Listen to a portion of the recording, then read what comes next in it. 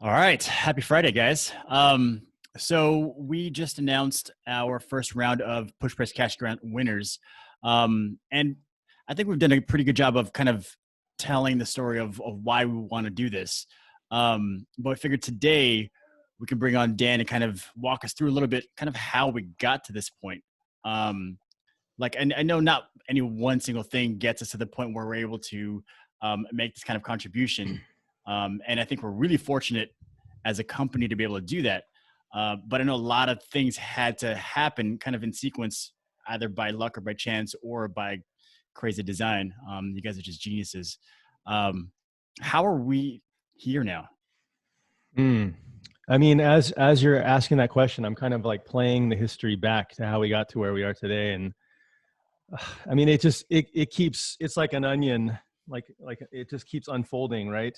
Um, Initially, I was thinking we got to where we are today because we really want to help first. Well, why do we want to help first? We want to help first because we took the time to write down our core values, and one of our core values was to help gyms. Well, why did we write down core values? Because we were insightful enough to get a mentor who sat us down and told us that we needed to have core values. Well, what, like it just keeps going back and back and back.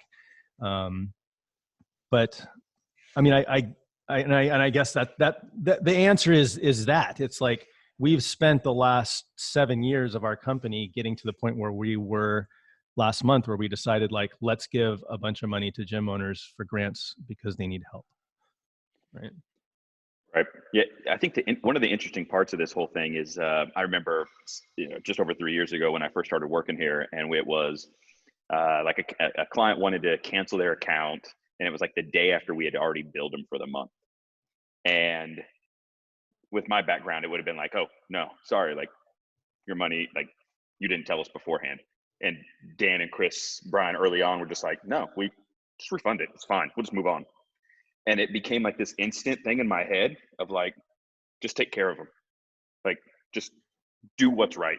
And even like in its infancy, like that was a small little thing, and it just seems like it snowballed into something so big, which is cool. Yeah, it's weird because it's such, I always go back to this, like to succeed in anything, the concepts are easy and we all know the concepts. It's just sometimes like other people aren't doing it, so you don't want to do it too, right? Like your instinct is to not refund someone's money or fight them and try and make them stay with you as a client, because that's what happens to you when you're trying to quit something. Right. But if you really think about it, it's like all the answers are pretty easy. It's just common sense and natural.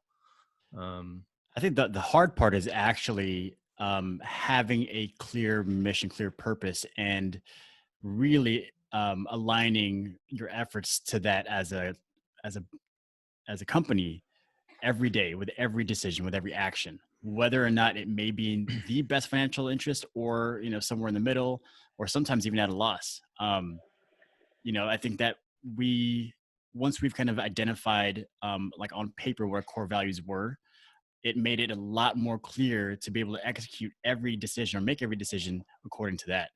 um, and at some point that just kind of it's allowed us to be in this position now. I think that's one of the big driving factors, at least from what I see.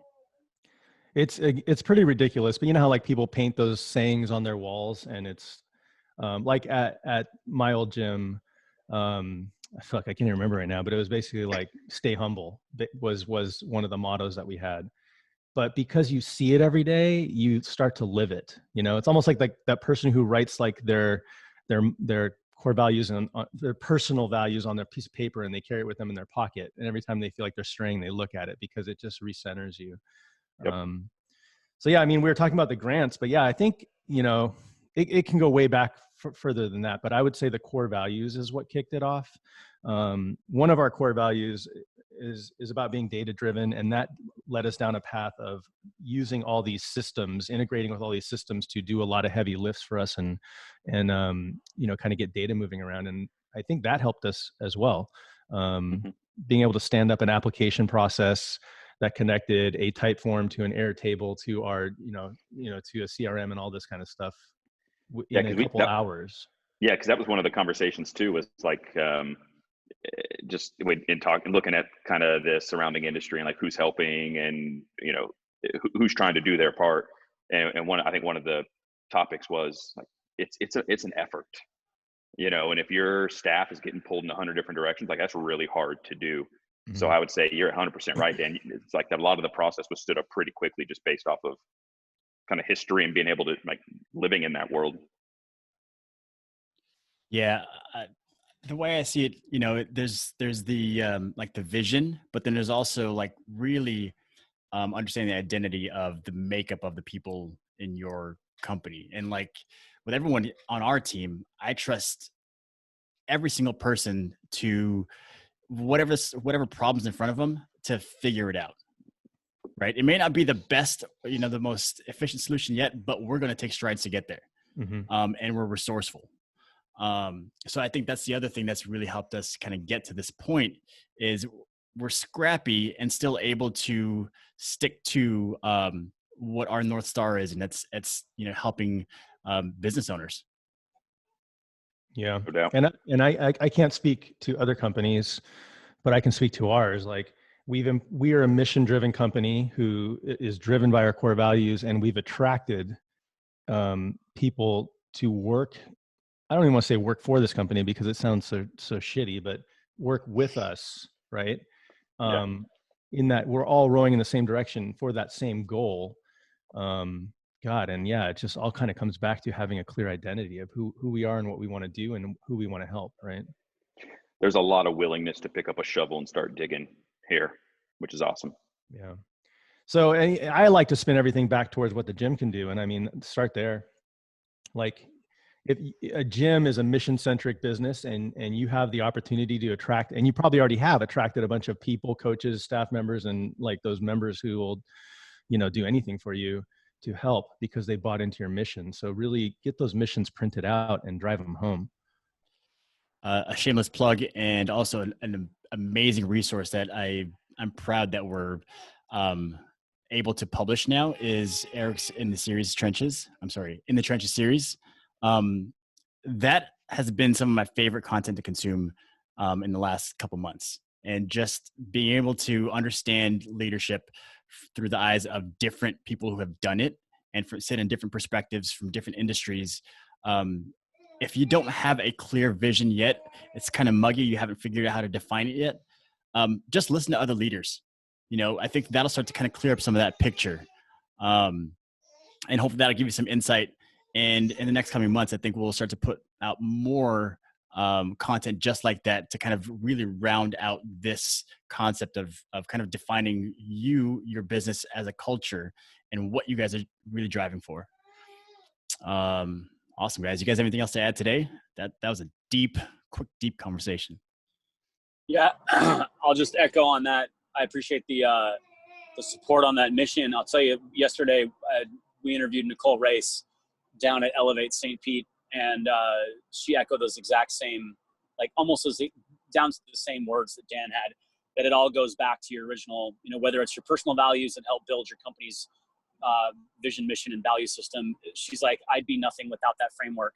And I would forget who I'm serving and why I'm serving and how to serve, and so that's been like a real aha moment for a lot of listeners to kind of tune in and realize that, that they're more trainer focused or, trying to learn to be the best coach and learn to be the best trainer, when in reality, they're running 100 miles in the wrong direction. And she said some really good things. So I'm excited to have that one drop in a week or so. You guys will dig that one. Well, awesome. On that note, if you haven't yet, head over to our YouTube channel, youtube.com/PushPress app, and look for the In the Trenches series. We'll have that linked in the video description below as well. That's my daughter telling me it's time to feed. It's breakfast time. I love it. Definitely listen to that. Subscribe to that. There's already, I think, about 10 to 15 episodes that are published on YouTube, and every one of them are amazing. And there's so much experience behind every one of those. So you guys all found that really valuable. Awesome, guys. Well, with that, anyone else have anything else to add? Cool. No, enjoy the weekend. All right, guys. Good one, guys. Thanks. Happy Friday. We'll catch you guys on Monday. See ya. See ya.